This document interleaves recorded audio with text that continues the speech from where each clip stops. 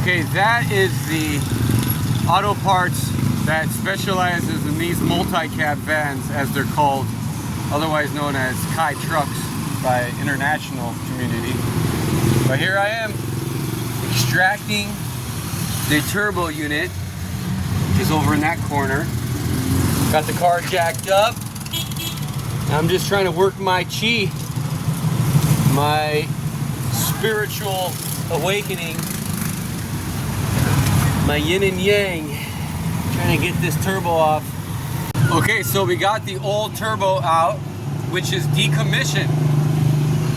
Now, an added problem of replacing this thing is that we don't know where all the lines go to.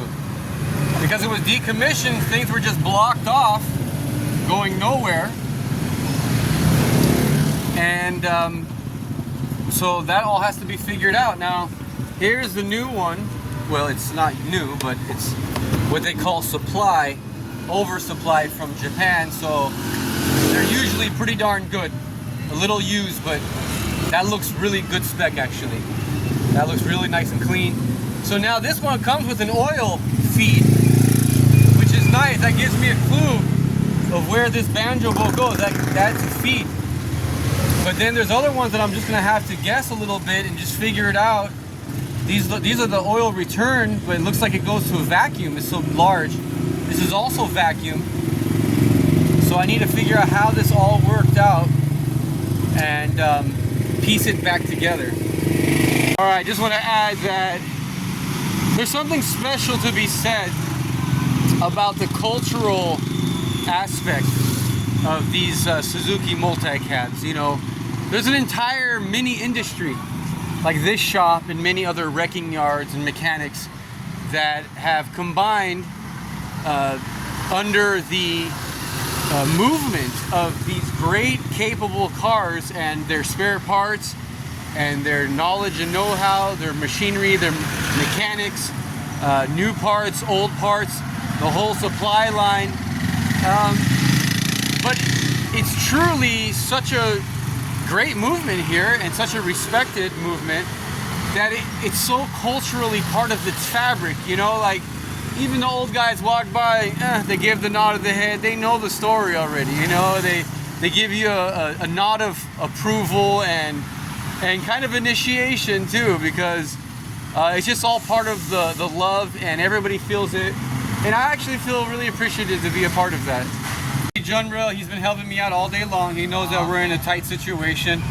Junro, what do you think about our progress? Sounds good. Do you think that it's going to be a good engine? Yes, I think your engine is good. A little bit more and it will all fix. That's good. Thank you, Junro.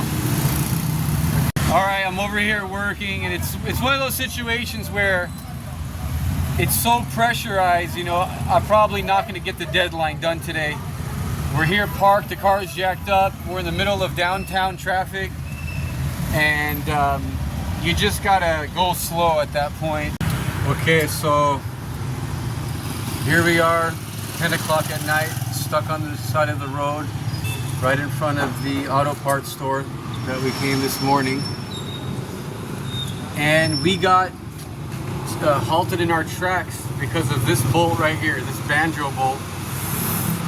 It was the last one. This is the improvised part of the installation where we're tapping into the oil pressure sender tap. And I knew this was going to be hard, but I got a little bit ahead of myself. It's just that devilish cockeyed angle that tricked me to think I could actually just screw it in and it would catch the threads. Instead, I burnt the tip, and I am driving myself lunatic right now. I'm trying to file it down. I'm trying to use this metal knife to recreate the threads. And even if I do, it's going to be difficult.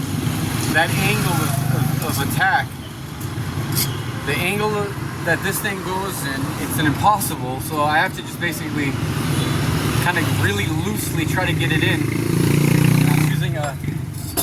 I'm using this. So you can imagine it's that far down inside the engine. I'm way up here. I could just reach my hand around the intake manifold, and it's just maddening. It's I push myself to the limit on this one. You know, you know, that's a risk. To work on the street like this is a risk, and it's a real test. So it's going to show some real world consequences.